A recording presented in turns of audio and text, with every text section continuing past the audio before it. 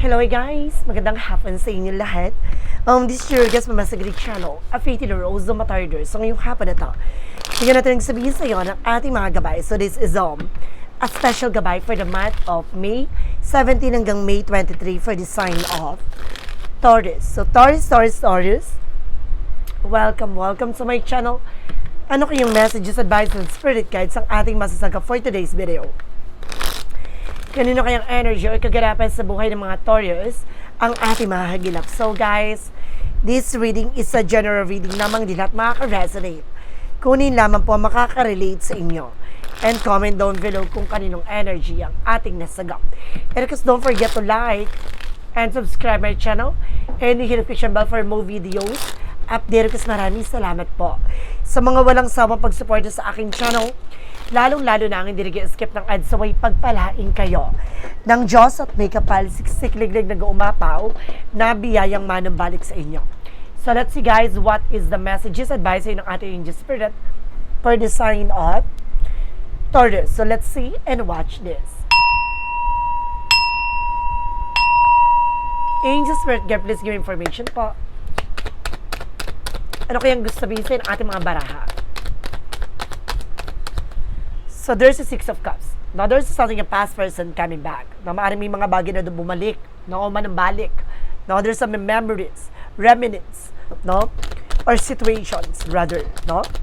So let's see. And there's a Four of Pentacles. Protection at pangalagaan mo yung sarili mo, even your grounds, no. Ano man yung mga bagay na meron ka, kailangan papangalagaan mo ito. And there's an Empress card for revert. No, ibabalik yung sigla ng buong pagkatao mo na maaaring kailangan ng mahalin na tanggapin yung sarili mo dito, even your flaws. No, ibig sabihin dito, magkakaroon ka ng new blessing, new beginning. And of course, some of you baka magbuntis ka, no, if you are a woman.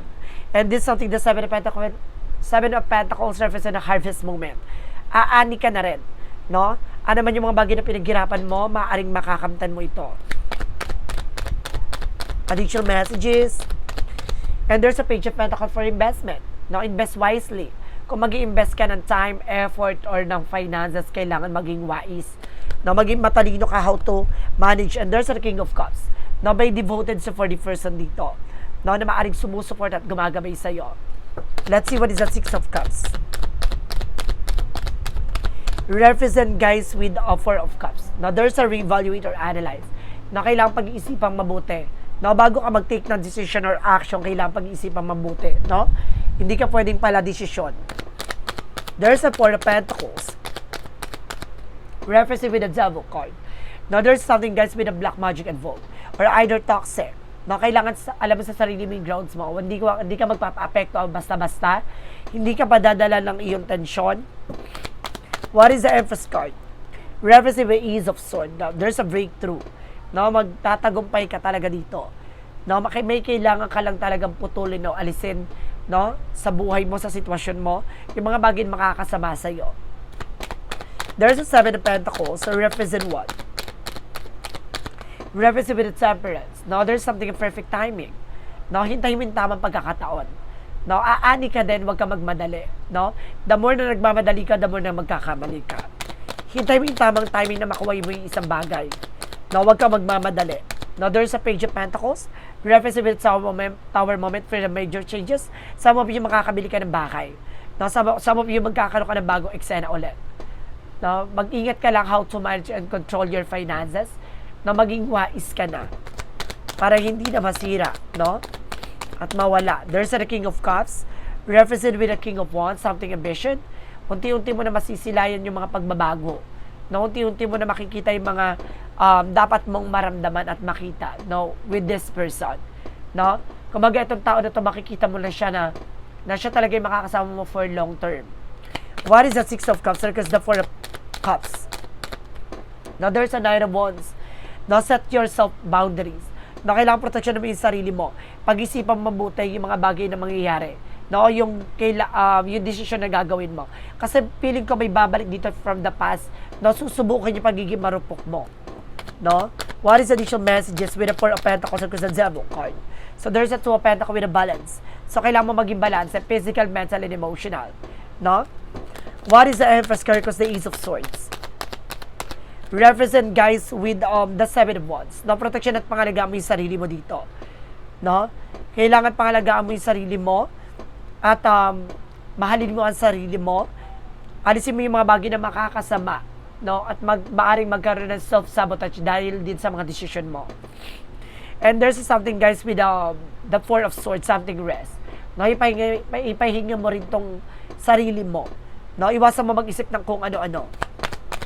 There's a Page of Pentacles because that's our moment. Represent guys with the Nine of Pentacles, security. No, magkaroon ka ng seguridad pagdating sa sarili mo, sa plano mo, sa pangarap mo. No, para hindi ito magulo o hindi ito masira ng ninuman. No, kasi there's a lot of evil eye. No, there's an Ace of Pentacles with a big shot and big money coming in for you. May malaking oportunidad na papasok dito. No, makikita mo yung sarili mo na ang layo-layo mo na sa dating ikaw. No? So let's see what is the outcome. Ang pinaka-outcome, there's a Knight of Cups. No, there's something offer, proposal, engagement, high level commitment. No? Meron apology dito talaga ako nasa-sense. Just be aware, no? With apologies. Mag-ingat kayo sa mga hihingi ng tawad. No? And there's a King of Pentacles, maging secure ka sa sarili mo. Nasa pangarap mo. No? And there's something, the Four of Wands, celebration. Magkakaroon ka talaga ng wedding, high-level commitment, no? And there's a new love coming in. Additional messages. And there's something, the Queen of Pentacles. Pangalagaan, protection naman yung sarili mo dito. Even your finances. No? You are mature enough na pagdating sa pag-control at pagmamanage ng pera. Na dapat maging kalmado ka. No? Huwag kang padalos-dalos. No? Pag-isipan mo mabuti yung bawat desisyon mo kasi marami kang bagay o iniintindi sa buhay. And there's an Ace of Wands, no? There's a new project, new plans. Dito papasok ang mga bagong proyekto, plano, at pag-iisipan mo din maayos, no? Anong gusto mong simulan? Ano yung gusto mong mangyari? And there's an Eight of Swords, no? I told you, huwag ka nag-share ng kahit anong information with other people dahil may mga tao sa paligid mo na hindi natutuwa sa kung ano man yung tinatamasa mo sa ngayon. So let's see guys, what is additional messages? When I need just spare, pagdating naman tayo sa finances and career, love life at kalusugan. So let's watch this. Okay, pagdating sa finances and career, there's something, the Six of Wands for victory. Wow, magtatagumpay ka pagdating sa negosyo, trabaho, ha? And there's something guys with the Queen of Wands, basta lakasan loob mo, maging matapang ka. Alisin mo yung pag-aalinlangan. Now, the more the confident ka, the more na magsasucceed ka. And there's a Hermit card na kailangan mo mawalan sa comfort zone mo, sa mga bagay na kinakatakutan mo.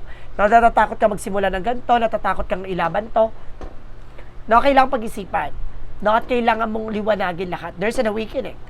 Now, and there's something the word can represent the trouble, success, accomplishment. Na marami kang mararating sa buhay. Marami kang bagay na mapagtatagumpayan. Kailangan mo lang, there's a King of Swords with a stop the pattern. Putulin mo lang yung mga bagay na alam mong hindi magsiserve sa'yo. Yung mga bagay na makakasira ng plano mo.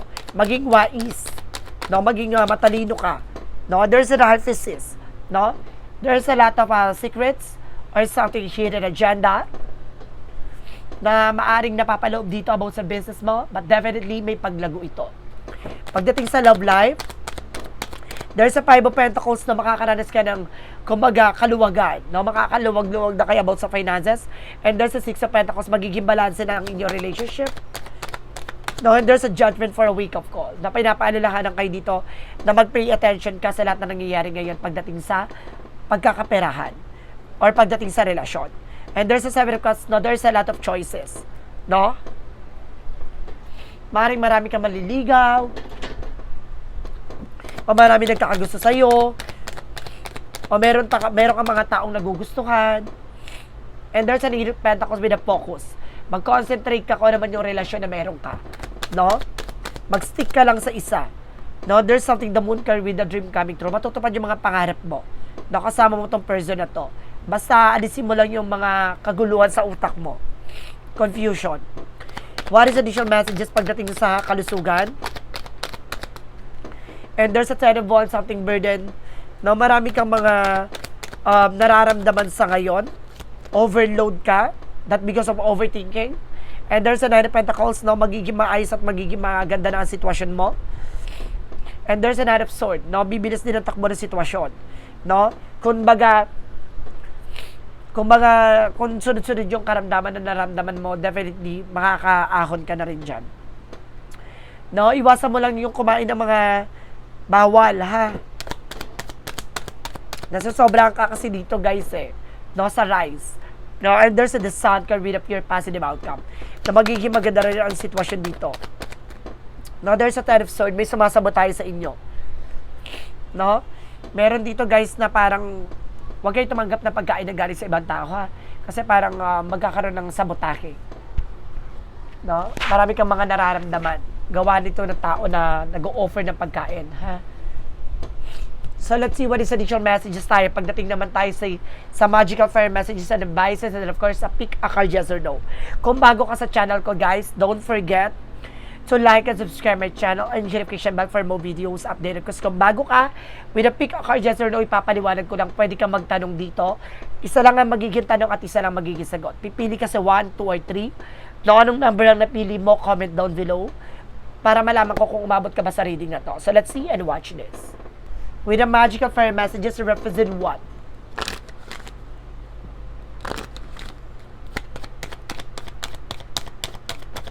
And there's an easy does it, no?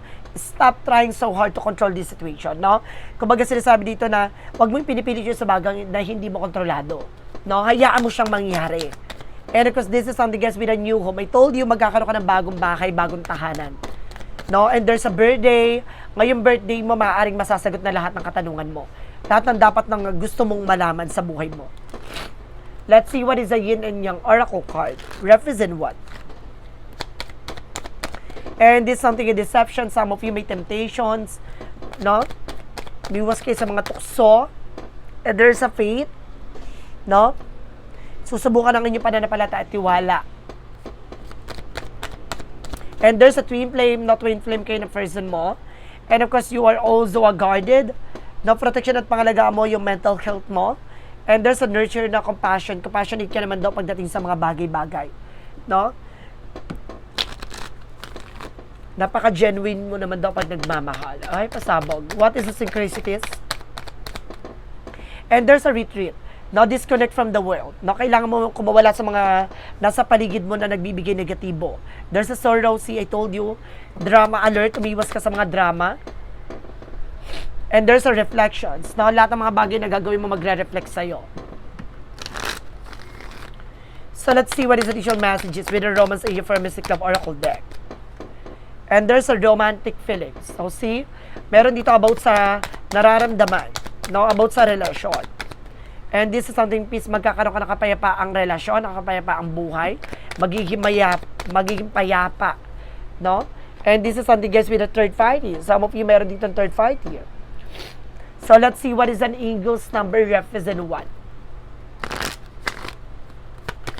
With an eagle's number represent with the 999 release, may kailangan kang alisin at tanggalin sa sitwasyon mo. Your current circumstances are ending. So you might take advantage of better ones. If you are experiencing a significant change or conclusion, viewing your life as a series of cycle of chapter may be helpful. How can you make a room for something new emerge? No, kung ano yung mga bagay gusto mo mabago sa buhay mo. No, finances, career, and kalusugan. And of course, kumbaga sa buhay mo, sa sitwasyon mo. No, kaya kailangan mag-ingat ka sa bawat kilos at galaw mo dahil lahat ng mga bagay nito magre-reflect sa'yo. Babalik sa'yo. What goes around comes around. So let's see what is the Money Move Oracle deck. Reversing with the star power, you're stepping into the spotlight. No? Kumbaga magiging kilala ka or maaaring maraming sumusubaybay sa'yo at nakatingin sa'yo. No? Something a company or earn fame na aring kumbaga may ari ka ng business, maaring artist ka, maaring influencer ka, and there's a what lies beneath with the hidden future. Ano yung mga bagay na nakatago sa hinaharap mo? And because there's a something destroyed, na may mga bagay na nasira dito, at maaring kumbaga nasira na o tuluyan na nasira, and there's a betrayal. Meron talaga dito maaring nag-betray, no? Meron dito nga impostor. No, kaya kailangan huwag kayo magtitiwala. And there's a part of the light. Represent what? What is the part of the light? Represent what? firmly believe, no? I believe in myself, in life, and in the goodness of God. With His unwavering faith, I have the power to fulfill my dreams. The will of Almighty guides me, and my life is a bat in the divine light. My heart is open to the universe, embracing all that blessing it has an offer. Ibig sabihin nito, no, naniniwala ka na lahat ng bagay na nangyari sa buhay mo ay ayon sa kalooban ng Diyos. No, naman yung mga bagay na nararanasan mo sa ngayon ay isang itinakda at talagang nakaakma na mangyari sa buhay mo. Now, there's a shadow work represent what? With a shadow work represent what? With a shadow work represent what? Represent with a shadow dance. Fluidity, movement, and open. When you move shadow, you discover your rhythm. So, ibig sabihin nito, sa bawat gagawin mo, bawat kikilos mo, makikita mo, no, ang mga bagay na dapat mo makita. No, kahit yung mga multong part mo, yung pinakatakutan mo, makikita mo yan. No, ibig sabihin dito, kailangan mo lang dapat paniwalain yung sarili mo sa bagay na alam mong kaya mong marating, kaya mong makuha, no? Katulad ng anino na sumusunod lang sa yapak mo, sumusunod sa bawat ginagawa mo. Tulad ng sarili mo na kailangan mo sundin, no? Kung ano man yung mga bagay na gusto mong gawin. No, huwag kang matakot, huwag kang mangamba. Ituloy mo lang yung laban. What is the clarifying for a love situation?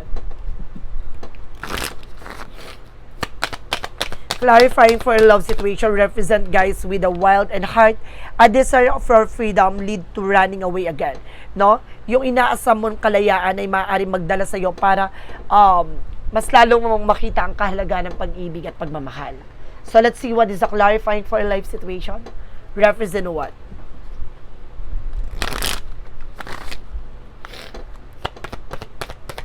Represent what? Represent with the divine timing. Be patient for something.